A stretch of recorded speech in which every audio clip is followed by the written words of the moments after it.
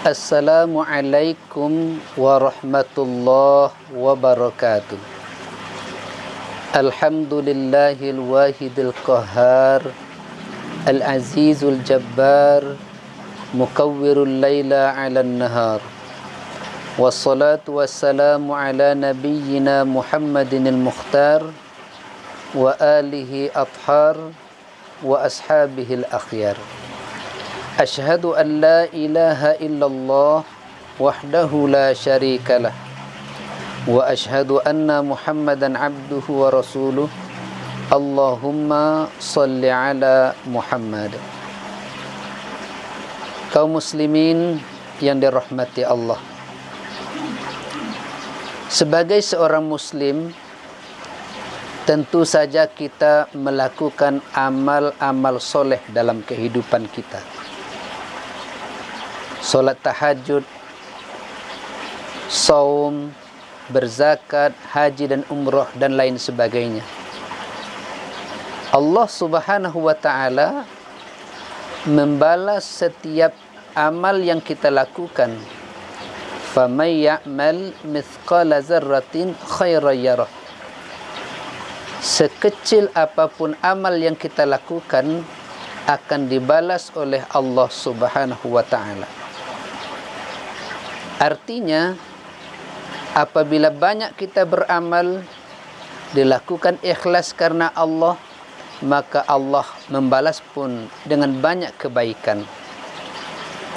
Tetapi, kita jangan sampai tertipu oleh amal kita. Karena ada juga orang yang banyak beramal, tetapi tingkah laku dia dalam kehidupan sehari-hari malah menghabiskan amal-amalnya. Inilah yang akan menjadi topik pembicaraan kita saat ini, yaitu amalan yang dapat menghapus pahala-pahala kebaikan kita. Dijelaskan oleh Allah Subhanahu wa ta'ala dalam Al-Quran, di antara amalan yang dapat menghapus pahala-pahala kebaikan kita adalah yang pertama, asyirku billah. Kita berbuat syirik kepada Allah Subhanahu wa ta'ala. Allah menjelaskan dalam Al-Quran, la in asyrakta la yahbatanna amaluka. Jikalau engkau mensekutukan Allah, kalau engkau berbuat syirik kepada Allah, maka hapus semua amal-amal kebaikanmu. Na'udzubillah min dzalik.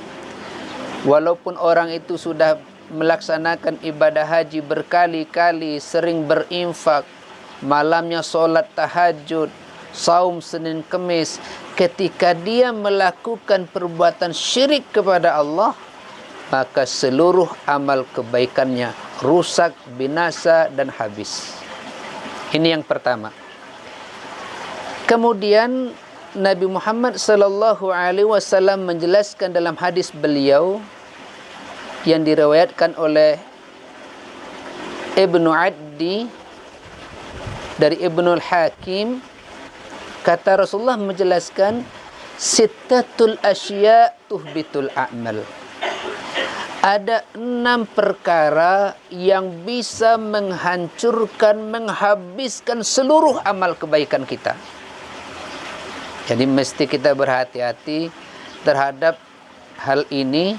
Jangan sampai nanti kita bangkit di padang mahsyar di hadapan Allah, kita menyangka bahwa amal kita sudah banyak, ternyata tidak ada pahalanya. Apa yang 6 perkara itu? Yang pertama kata Rasul, al-istighalu bi'uyubil khalqi. Apa itu? Orang yang sibuk mencari aib dan kesalahan orang lain. Sebagai muslim, kita disibukkan oleh pekerjaan boleh saja.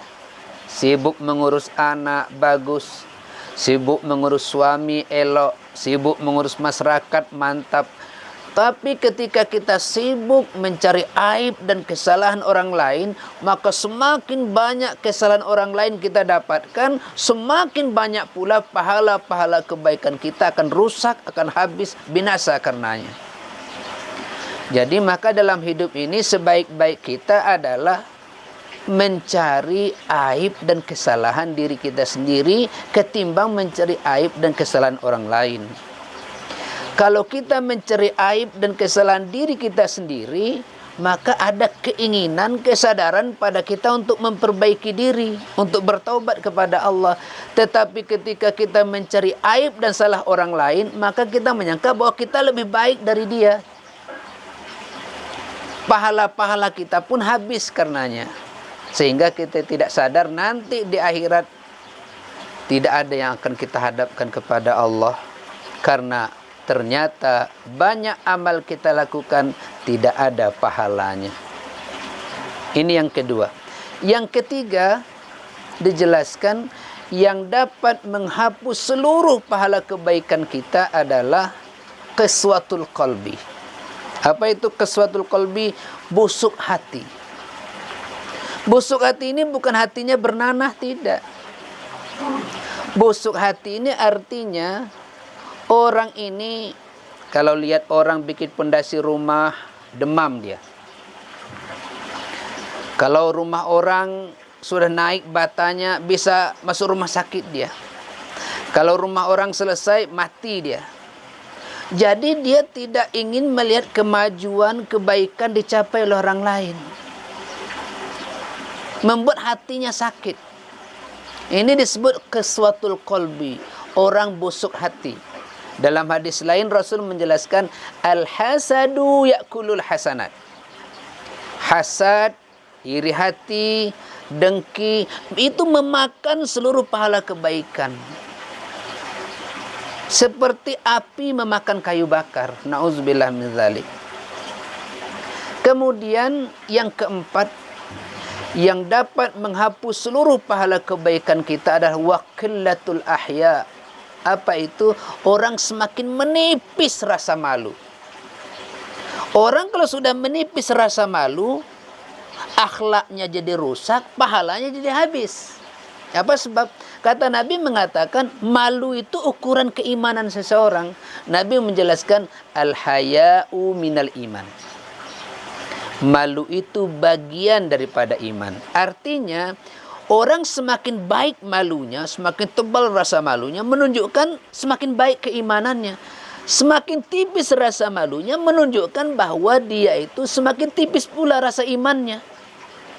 Maka wajar Nabi mengatakan dalam hadis beliau, fa illam tastahyi fasna ma syi'ta. Kalau engkau sudah tidak punya rasa malu, maka berbuatlah sekehendak hatimu. Kadang kita tonton berita-berita di televisi, orang-orang yang sudah jadi tersangka di KPK, keluar dia dari gedung KPK setelah wawancara 7 jam, 8 jam, disyuting oleh banyak televisi, diberitakan ke seluruh penjuru Indonesia. Dia dengan senyum keluar dari gedung KPK melambaikan tangan. Padahal sudah tersangka. Artinya apa? Rasa malu itu sudah tidak ada. Rasa malu itu sudah hilang. Maka akibatnya dosa, maksiat dilakukan sudah biasa-biasa saja. Dan yang paling berat akibatnya adalah hancur, rusaknya pahala kebaikan yang dia lakukan. Kemudian kata Rasul menjelaskan, yang kelima yang dapat menghapus pahala-pahala kebaikan kita adalah hubbud dunia. Terlalu cinta dunia. Agama Islam tidak melarang kita mencintai dunia, kita butuh dunia. Dunia adalah kehidupan kita. Bahkan kita disuruh mencari dunia. Karena kita butuh dunia, kita bukan malaikat. Ibadah haji, kita membutuhkan biaya yang tidak sedikit. Kita mesti bekerja. Itu dunia. Kita mau berzakat, Kita harus mencapai dunia yang baik supaya kita bisa berzakat. Anak-anak kita ingin menempuh pendidikan, membutuhkan biaya, itu dunia. Bukan tidak boleh mencintai dunia. Yang tidak boleh itu terlalu cinta dunia. Orang kalau sudah terlalu cinta dunia, dia lupa akan akhirat.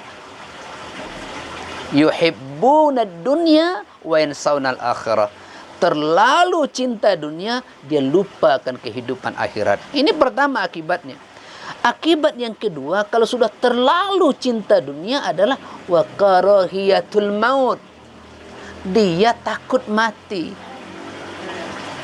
Akibat terlalu cinta dunia, takut mati. Lalu berikutnya menghalalkan segala cara. Yang penting dunia bisa didapatkan. Tidak bisa dengan cara baik, cara buruk dilakukan. Yang penting mendapatkan dunia. Tidak bisa lewat pintu depan, lewat jendela belakang pun dilakukan. Yang penting dapat dunia. Tidak peduli halal haram, yang penting dapat. Akibat dari hubbud dunia, terlalu cinta dunia. Dan yang paling bahaya akibatnya adalah rusak, binasa, habisnya amal-amal kebaikan. Yang keenam, kata Rasul menjelaskan, yang dapat menghabiskan seluruh pahala-pahala kebaikan kita adalah tulul amal. Apa itu tulul amal? Panjang angan-angan. Apa itu panjang angan-angan? Panjang lamunan.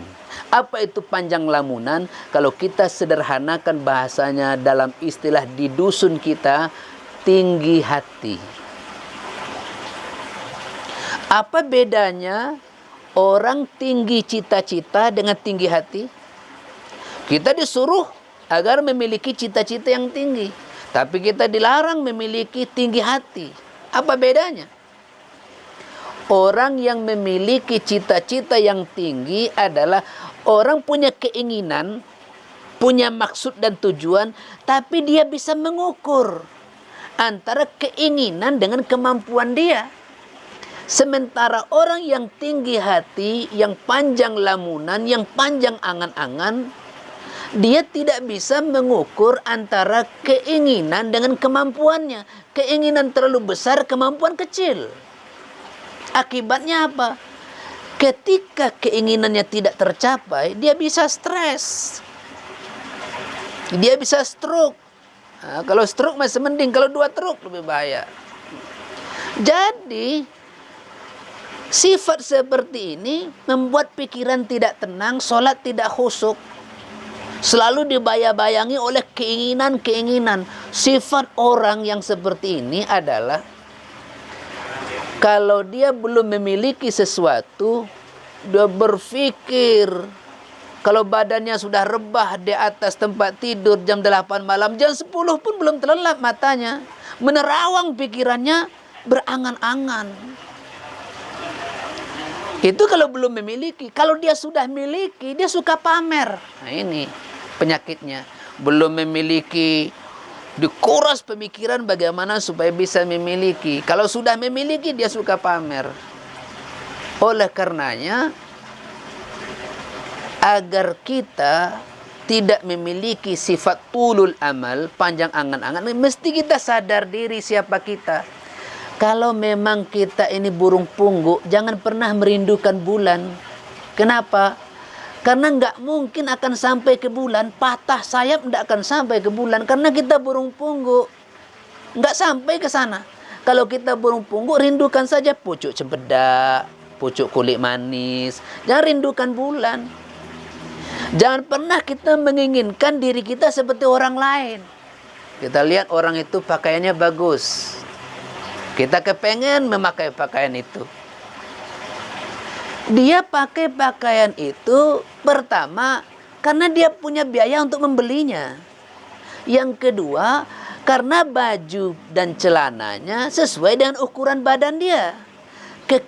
Ketika kita memaksa diri kita agar bisa seperti dia, maka kita menyiksa diri. Kita tidak mampu mendapatkannya. Ketika kita berusaha meminjamnya agar kita bisa memakainya, belum tentu juga akan tampil bagus seperti dia. Dia pakai bagus karena sesuai ukurannya. Ketika kita pakai, saya pakai.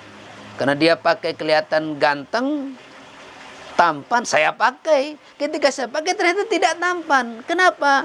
5 senti celana itu tergulung di bawah telapak kaki. Karena saya lebih pendek dari dia.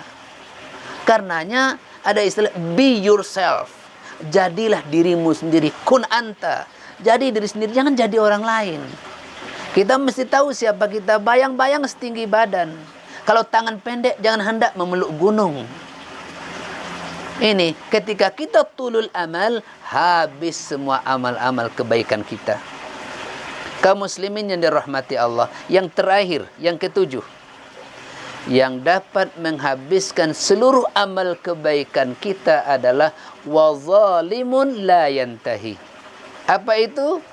Orang berbuat zalim tiada berkesudahan. Dia buat dosa. Setelah dia berbuat dosa, mungkin dia hadir ke masjid, dia dengarkan ceramah, dia dengarkan khutbah, dia sadar, bangun dia di tengah malam tahajud, dia menangis, dia di hadapan Allah bermunajat, dia bercucur air mata minta ampun, ya Allah, ampuni dosa-dosaku ya Allah, aku khilaf selama ini. Dia sadar. Tapi keesokan harinya, di waktu kesempatan yang lain, bergabung dengan konco-konconya, bergabung dengan teman-temannya, kembali dia berbuat dosa.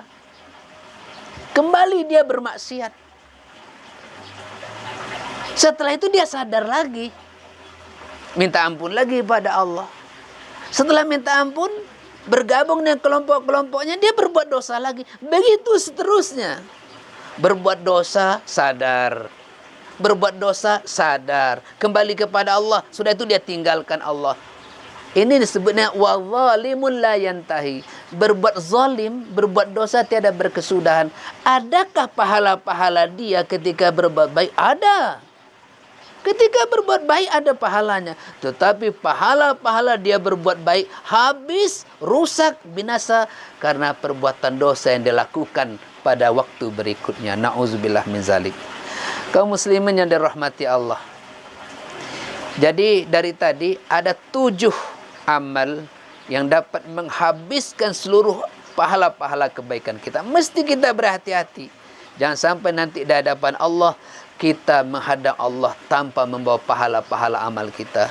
Saya ulang kembali, yang pertama tadi yang bisa menghapuskan pahala kebaikan kita, asyirku billah, syirik kepada Allah. Syirik kepada Allah, hapus amal kita. Yang kedua, al-istighalu bi'uyubil khalqi. Kita disibukkan mencari aib dan kesalahan orang lain. Hapus pahala kita. Yang ketiga, wa qillatul ahya. Rasa malu yang tidak ada. Rasa malu menipis. Semakin menipis rasa malu, semakin habis pahala kebaikan. Yang keempat, qaswatul qalbi. Orang hatinya busuk. Kalau orang lain dapat musibah, dia senang. Kalau orang lain dapat nikmat, dia gelisah. Yang kelima, hubbud dunia. Terlalu cinta dunia sehingga dia lupa akhirat, menghibahkan pahalanya habis. Yang keenam, tulul amal. Panjang angan-angan, tinggi hati. Ingin mencapai sesuatu padahal dia tidak mampu. Dan yang terakhir, yang ketujuh, wa zalimul la yantahi. Berbuat dosa tiada berkesudahan, akan menghabiskan pahala dan amal kebaikan kita. Na'udzubillah min dzalik. Kita berlindung kepada Allah dari hal yang demikian. Berbiduk ke Pulau Dewata, bawa manggis dari Jakarta. Hidup dunia khayal semata. Usia habis, badan binasa. Billahi taufiq wal hidayah. Assalamualaikum warahmatullahi wabarakatuh.